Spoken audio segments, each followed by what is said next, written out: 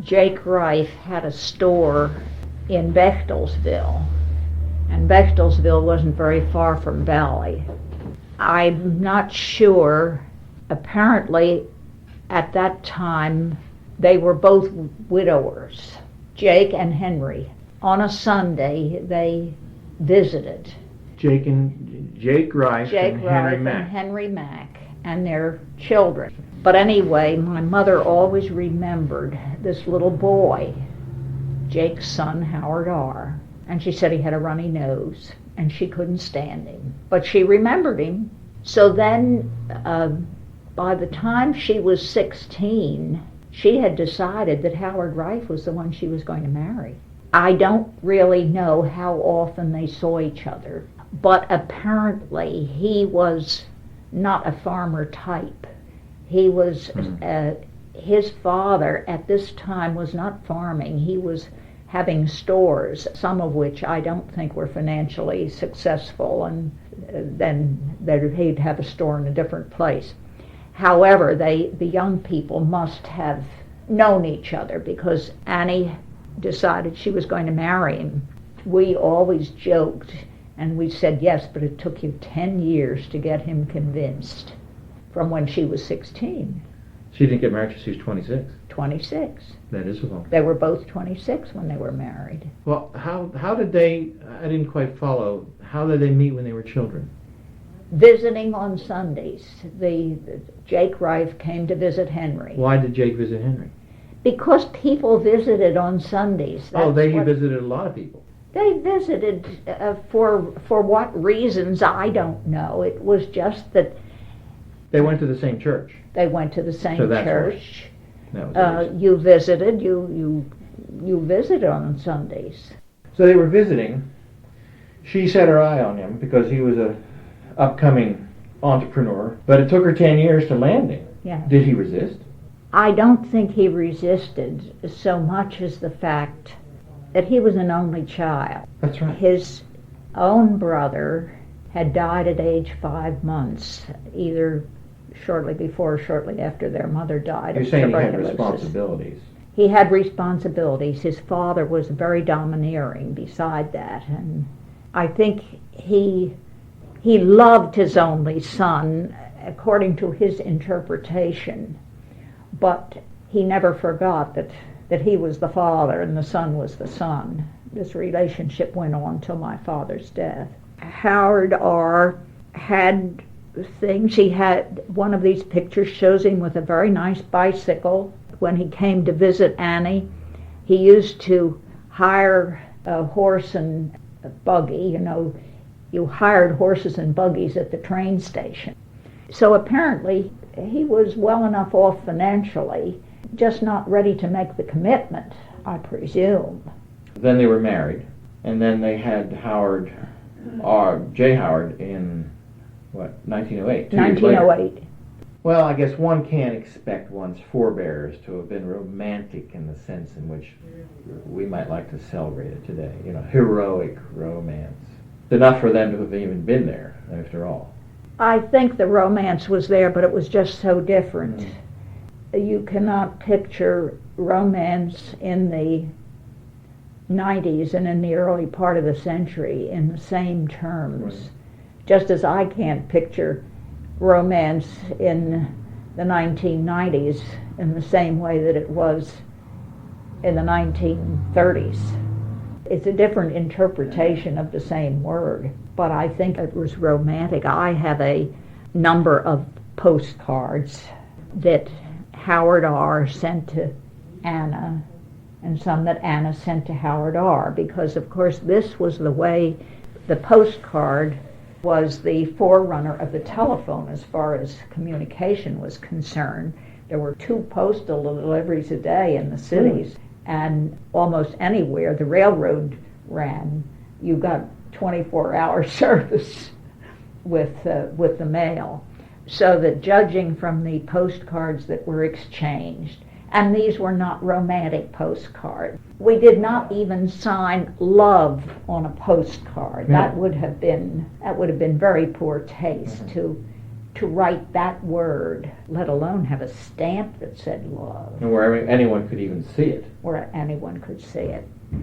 So that it was a romantic attachment, believe me, that I know that from what my mother said, but not in the same sense that we interpret it today. There seems to be a definite contrast between the two grandfathers here. A very definite contrast. So Henry Mack was balanced and sought to see both sides and had great affection, but Jake was authoritarian. He was authoritarian. He was always seeking a deal, I understand. Oh, a deal? He was a dealer. Oh, he was a dealer. Oh. He was a dealer. Well, Jake, that suits that, doesn't it? That was Jake, yeah. That was Jake. Whereas Henry had an entirely different approach. More contemplative. No wonder Annie had the aspirations that she did, coming from her father and her uncle as they were. Had she been born into the Reiff family, she might have been entirely different. Well, obviously, Annie was a lot like her father in many ways. Well, what other qualities did he have besides the ones we've mentioned? He was an optimist, and so was Anna. My mother was an optimist almost until the end of her life. I would say up until 3 or 4 months before she died, she was an optimist. Her father also was an optimist. When he was living with us, which was in his years between 82 and 90, frequently there would be one of his contemporaries who died up in the country, and he would go to Wayne Junction and take the train and go to the funeral. And when he came home, he was always in such good spirits. And my mother said to me one day, "Why do you suppose he's so happy when he comes back? Because there's almost nobody left anymore." I said, "He's just happy to be a survivor, and he just loves all the fuss that people make over him." And he thrived on that. Oh, Mr. Mack, oh, Father Mack, Brother Mack. He enjoyed people, and he enjoyed his relationships with people. He lived with you? He lived with us for 8 years. Here? No, in Philadelphia. For 8 years? Uh-huh. Who was at home then? I was. What years are we talking here? We're talking about, let's see, we moved here in 1944, so that would have been 36 to 44. He lived with you all that time? Yes. Why was that? Well, that's his daughter. No, that's his granddaughter. His daughter. No, it was the duty of the daughter. Beside which, he had held the mortgage on the house at 3319 North 15th Street. And when my father died so suddenly, he satisfied the mortgage. He paid it off. He canceled it out. He held it and he canceled it out so that Anna didn't have to pay him any interest, nor did she have to pay the principal on the mortgage. Mm-hmm. I guess that was part of her inheritance. I'm not quite sure about the figures. But that was a double reason why, when he gave up his house, which he did because he was no longer able to do it alone, for some time after Sarah Ann died in 1931, Harvey had lived with him because Harvey was separated from his first wife, and then she died, so that he and Harvey had lived together. But I think it had gotten to the point either where Harvey had moved out. He was not yet married to Barbara, his second wife, because he didn't get married until 1949 or 48. Henry decided to give up his house on 11th Street, and so he came to live with Anna. Well, that really does make, you mentioned his account books, that really, since you've known him so well, you really could fill in something behind the lines. Well, I can't say that I knew him so well because I was 8 years. Working. And well, but 8 years you pick up a and, lot of things you don't and, know. I guess part of that 8 years, I was not at home, 34 to 39. No, I was not at home all of that time. Florence was at home, but I was not. Where were you? I was in Souderton, Ephrata, Westchester. Doing? Working for Merrill Crowlemo, who is another story. That's the story of my merchandising career. The beginning of it. That's right. That's right. Was there a hidden story here? No, there's no hidden story. It's just rather long and boring. Now, the two brothers, Henry and Andrew, seem like they're very like one another in attitude and temperament. They, I believe, were very like one another, considering the fact that they lived in almost a different generation. You see, Henry acquired some of the worldly characteristics. Henry taught school, among other things. What kind of school did he teach? I guess it was a one-room schoolhouse. Uh-huh. He was a schoolmaster. He was a schoolmaster. That, of course, was only for a relatively short period in the wintertime, because, of course, the farmers couldn't go to school in the summertime. How long did he do this? I'm not sure. A number of seasons. A number of seasons. This, I think, was after he was married the second time. Well, I'm having a hard time getting a fix on what Henry does. He's a schoolmaster. He does trusts. He's a farmer. He's doing all these things simultaneously, more or less. More or less, yes. This is the way farmers eked out a living. And their wives, Sarah Ann had a truck garden. Of course, put up all the things for the family to eat. Mm-hmm. It was, being a farmer is a matter of doing what you can for survival and then having cash crops. So that whether the cash crop is milk and butter, or whether the cash crop is something that you do like guardianship for children, and as long as it brings in a little cash. I've been in the different number of cash crops now over the years. The more I think of it, the more I feel that you have inherited traits from both sides of the family. How do you mean? Both the Reiffs and the... Well, which traits? Well, now, for instance, you have enjoyed deals that you've made with books so much, and I can see that as Jake, yes. What about Henry? Yet you are more intellectual, and Henry really was not a farmer. He did not enjoy farming. He enjoyed reading. Of course, his scope was limited, but he read mostly farm magazines and religious literature. But the attitude of learning was there. Well, Peter was his brother too? Yes, Peter. Well, he had two ministers among. That's right. I sort of feel like I have a sort of a handle on the Reiff side, because the grandson, Jay Howard, has given me a number of insights too. And of course, there's more actual data that... But the Mac side seems to be much closer to the things I'm really interested in. The more I hear, the more I feel. As for instance, when you say that Henry's an optimist. Now, that really warms me, because I like that. I'm an optimist. What's the point of being anything else? You might as well be an optimist. Well, it's something you don't have any control over, Perhaps Andy. not. Henry had another quality that I think is innate.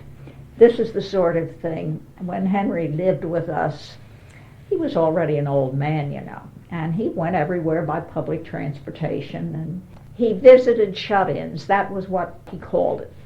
So if he really wanted to go somewhere and it was raining or snowing or whatever, he would say, well, the weather doesn't look too bad. I think I can go. Well, if he didn't want to go somewhere, if it was something that he really didn't want to do, no, the weather looks too threatening. I don't think I ought to go today. And my mother used to laugh at that. She understood these things and laughed at them, but at the same time she got exasperated. You know how it is with your relatives. There's no relationship that is more exasperating than a close blood relationship, whether it's child, father and son, or brother and sister, or I'm sure you know that. Yeah, halfway. Probably know it better than I do. Well, at least as well. A larger family. But what's the innate quality that you're pointing toward there? I don't know what the innate quality is. Is that determination? I think it's flexibility. Okay, well, I love that. I love flexibility. I think it's flexibility. I like flexibility. I think that survivors have that. Yes. I think it's flexibility rather than rigidity. Now, rigidity, Wilhelmina, who was Jake's second wife, she was inflexible. It was said that at 5 o'clock she put the dinner on the table. if the people weren't there, the dinner got cold until they came. Now this of course is hearsay. Well, that must not have. How did that affect Howard? Howard R. Howard R. suffered from indigestion all his life, which he attributed to the fact that a lot of the time when they had a store, you see, these general stores were usually with living quarters in the back, and at dinner time, if somebody came in the store, there was a bell, and so you left your meal. Mm-hmm. And so he attributed part of that. And of course, if you had ordered bananas and they didn't sell and started to go bad, then you ate the bananas. He didn't like bananas at all, and he always said that was the reason he had eaten too many almost rotten bananas when he was a child. Well, this was when he was growing up. A grocery store and dry goods store? General store. General store. He had whatever he had. That's right.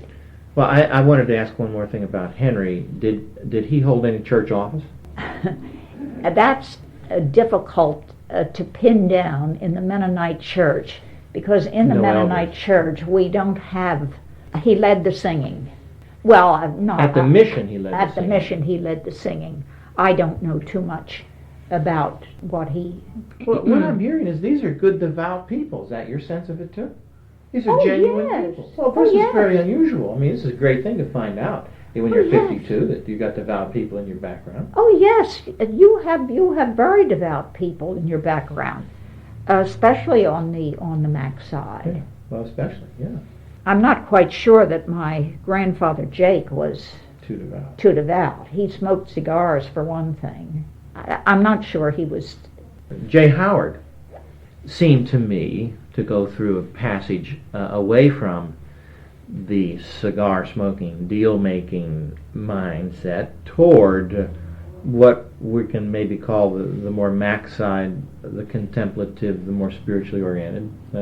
Is that do you have a perception like that? Well, I have a perception like that, and even in my own life, I find that when one has more time, retirement, if one's choices are such that one gets involved in church rather than other activities, one naturally becomes more devout. Mm-hmm. It's been that way in my own life. Yeah. Well, so it's a question, maybe Jake didn't have the time. Well, he didn't maybe have the nature either. I don't know who his father was. Jake's father. It doesn't seem to be very well fixed in any case. Oh yes, Well, I know it's in the notes, but there's no story or recollection of any kind that we have. No anecdote. No, I have nothing on that side. You see, don't know where he grew up, Jake. The problem, Howard R. was an only child. Howard R. was not given to talking. Anna was a talker. Howard R. was not a talker. When he was on the Board of Trustees in the Mennonite Church, they said, Howard doesn't talk much, but when he does, everybody listens. He didn't talk unless he had something to say.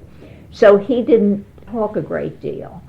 Also, he died at 46, which was before I was only vaguely becoming interested at that age. 17, 15? I was not quite 17 when he died. I was 16. And I was only becoming interested in family things at about that age. So there isn't anything except what my mother knew, which was a considerable amount. Nothing about the generation before. Well, this taciturnity doesn't exist on the Mac side. It seems to me like, well, we can go from who's before Henry? Jesse? Jesse. And who's before? There's somebody before Jesse too. Oh yes, I can't. We can really do much better because, well, there are more of them. There are more of them. Say it that surely. Of course, there are a lot of Reiffs in the offspring of Jake's generation. See, Jake was one of a large family. Oh, what was his family? Do you have to go to the book for that? That's in the book. No, I have. It's in the book, but I have a better. One of 9 children. He was next to the youngest. See, in each case, our grandfather was next to the youngest of a large family. Now wait a minute, let me think about that. Henry was next to the youngest.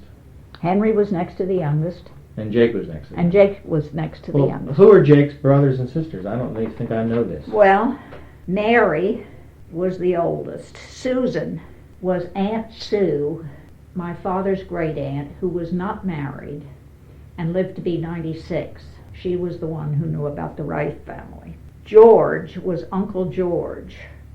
He was Howard Har's Uncle George. But we called him Uncle George because this was where we went when we went to the country. When after Jake bought Howard R. a car and expected to be driven everywhere in it. And then after George was Kate, well, Abram died as a child. No, not as a child, but young. Sally, Annie, Jacob, and Isaac. So you see, that was a large family. And then George had Esther, Sally, Abram, Henry, Irvin, Katie, Susie, and Lena. Howard R.'s cousins. Howard R.'s cousins. You remember hearing about the Reiff girls? Yes. Katie, Susie, and Lena. They were Jake's nieces. He was Uncle Jake. He was Uncle Jake. Well, I don't remember anyone ever telling me that anything about Jake's family before. Oh, you don't? I don't have any information on that, to my knowledge. Oh, really? That's why I asked that question. See, it's a void. But Well, you've got it. Well, you see, Aunt Sue, she was the one who was not married. She was disappointed. Aunt Sue? Aunt Sue was disappointed. She was jilted? Yeah. He walked out on her, and she never married. Well, she was a dressmaker by profession, and she really made quite a living at it. And even when she was well into her 80s and deaf as a post, she would come from Lansdale on the train to Litt Brothers to buy the things that she needed for her sewing, because that was a big department store, and she would sometimes even come to visit us before she went back on the train. So as I say, she lived to be 96. She, in the latter part of her years, lived with her younger sister, Annie, in Lansdale. In my recollection, she lived with Aunt Annie in Lansdale, who was married. Aunt Annie was married to? Aunt Annie was married to Culp. Can't remember his first name. You know, my mother was telling me last night that her mother worked at Litt Brothers. Oh, did she? Dressing hats. Oh, did she? Yeah. You know, your mother, now this is something, do you have this turned on? Yeah. Has never talked much about her family, especially not about her mother's family. She's talked about the Yo's, but never about her mother's family. I didn't know that. Well, I had a hard time because when she was visiting, I was doing a session with her like this, and we only went 45 minutes. And I asked questions, a lot of questions. I wore her down. I won't do it again. But what happens, one draws a blank, just like I couldn't think of Worcester. And that's what happened, and then she got worried about the blanks. Was the word that I was trying to Worcester was where they went on Sundays. Where they lived, yeah. Uncle I just drew a blank, and that happens to us elderly. Oh. But to get back to Aunt Sue, she apparently was a good businesswoman because she had to. What did an old maid do in those days? She either went and lived with somebody and became a hired girl, or if she was able to be educated, she became a school teacher. But I'm not sure that anybody in the Reiff family was terribly interested in education in that time frame. So she became a dressmaker, and she had a good business. And it was said that she was financially quite stable. Susan would like to hear this. At the time that I remember her, she lived with, as I say, in Lansdale with her sister Annie. She went to visit around the family. If there was illness or if there was a death, Aunt Sue was there. That was one of the things the maiden aunts did. And when Jake died, he died in his house on Ontario Street. And she had come the day before. She was there. And she was, it was a Saturday morning. I was going to stop in to see him. And my mother had been there the night before for part of the night. See, no nurses or anything, just family did it. Aunt Sue, I guess Mother had been there so that Aunt Sue could get some sleep. So Jake had died, and Aunt Sue was putting in his teeth. The undertaker hadn't gotten there yet, but she was putting in his teeth, because you always had to put the teeth in so that the mouth wouldn't shrink, because of course everybody had a viewing in those days. Aunt Sue was the oldest? No, Mary was the oldest. Mary. Aunt Mary was the oldest, and she was born in 1943. No, she was born in 1843, and she died. I'm not sure when she died, but she did not live to be into her 80s. I know that. She died when I was a child. And then Susan, as I say, was born in 1845 and died in 1941. And George, Uncle George, was 1846 to 1932. What did Uncle George do? He was a farmer. Uh-huh. He was a farmer. Up in Worcester? Up in Worcester, yeah. His wife died in 1893. So you see, He lived a bachelor after that? widower, dear. Widower, sorry. Widower. These days, everybody's single. I know, but I'm not talking I know, about these days. Okay, sorry. But you see, he had he had 5 daughters. Well, Esther died when she was a year old. But Sally Krause, she died the same year my father did. Then he had a son, Abraham. This is still George. George. George. Okay. And then there was a son, Henry, who only lived to be 3 years old. See, diphtheria took an awful lot of these children. And then Irvin Reiff, he was the one that had the, was it Chevrolet agency in... And then Katie, Susie, and Lena never married, and they were the Reiff girls. Lena and Katie are after Sue. Katie, Susie, and Lena. Are these they're George's children? daughters. I got you. Okay. They're George's daughters. And Katie died same year Mother did, and Susie and Lena had both died in 1966, the same year Florence did. Well, what did the Reiff girls do? The same thing as Aunt Sue? Or? They looked after their father. See, their father All 3 of them? lived until, Well, he lived a long time. he lived until 1932, 32, you said. And then they went to, the 3 of them had always lived together, and they did everything together. They were a team. Lena, the youngest one, had a speech impediment. She was very hard to understand. Katie, who was just my father's age, seemed to be the boss. She was the oldest. And Susie was very sweet and quiet, but she had a sense of humor.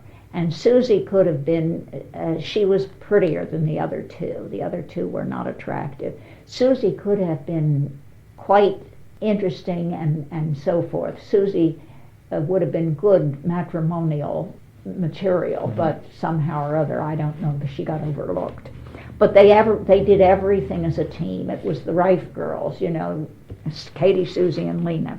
Their sister, Sally, was married to Harvey Krause, who was a farmer also in Worcester. And Sally died in 1927 of sleeping sickness, the same year that Howard R. died.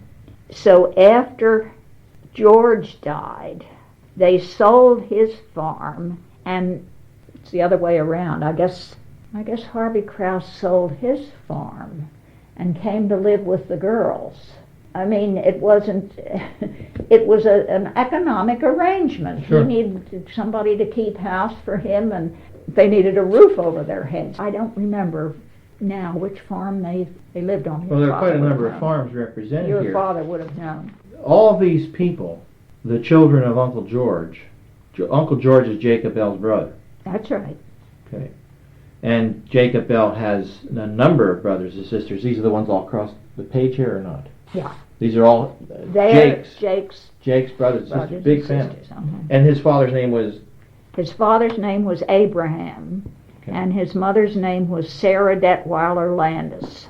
I think you have information that I don't have here on this sheet. I know it now. That was the only loose end from all of my studies was there. And Well, it looks this to me would like be- this is pretty good information. This would be in Harry Reiff's book. Yeah, but Harry must have got it from you and Dad. That's right. So. That's right. Or from, not necessarily, he also had some other contacts. But see, Abraham Reiff, Abraham Reiff, George's son, had a large family, who are our second cousins, my generation's second cousins. Was he George Jr. then? No, he was Abraham. Oh, Abraham. Oh, Abraham. Sorry. Okay. And his wife was Melinda. I think the book has at least some of their children. I know it does. Well, the book just has names. It doesn't. I know, give but you it much. has dates. It has dates, you see, Yeah. which is almost vital because there's so many similar names. If you don't have dates, you're sunk. That would all be in the book. Well, so it turns out that Jacob L. is not so difficult to come to because he has all these brothers and sisters, and we know the name of his father and mother. And of course, the book, Harry Reiff's book, has all the links. There are Georges. I don't have any of that down on this paper because I had done this paper long before Harry came out with his book. And when I discovered that everything was in the book, I didn't put anything additional on here that's in the book. Now, it's different with the Macs because none of that's in that book. And so far as I know, we don't have a really definitive history of the Macs. Well, if there were to be such a thing, where would you think it would want to begin? Well, we have never been able to find where they first appeared in the United States. Now, of course, Harry wasn't too satisfied with the first appearance either of the Reiffs, but at least the Reiffs are documented by deeds and wills and things like that are on file. But we cannot find any connection with Macs. There is an Alexander Mack who founded the Dunker Church, but there is no connection to establish between our Macs and Alexander. How do you spell Donker? Dunker. Okay. They call them Dunkers or Dunkards because that's another Anabaptist sect. An Anabaptist sect that believed in immersion. Yeah. They spun off so many. That is the thing about a congregational form of government. Everybody can worship the way they want and make all kinds of rules that they want. Who is this Alexander Donker? Or Mack, sorry. I have a letter in here from Henry Mack, my cousin, the late Henry Mack, my cousin, and he's all gung-ho about Alexander Mack. People who approach genealogy that way usually pick a name because there's documentation, and then say, well, I'm descended from him because it's very easy to... Well, how common a name is Mack? Fairly common? Mack is a very common name, but you will find that many of the Macks in the United States have a background in Ireland or Scotland, and they just dropped the rest of the name, especially the Irish Catholics who were discriminated against in the early years of their immigration from the old country into the United States. They just dropped the rest of the name and called themselves Mack. M-A-C-K. M-A-C-K. Well, the ethnicity of which we speak is, though, Pennsylvania German? It's Swiss or German, or it's Swiss or Southern German. If it isn't related to the Swiss or the Southern German or possibly the Dutch, because you see they went up to Rotterdam or Amsterdam, to the port of Rotterdam, and then some of them went to England before they could get passage to the United States. There's very scattered. Well, you would hold out, presumably, for an origin early in the history of America for these people coming here. 1600s. And yes. They would have come to Philadelphia.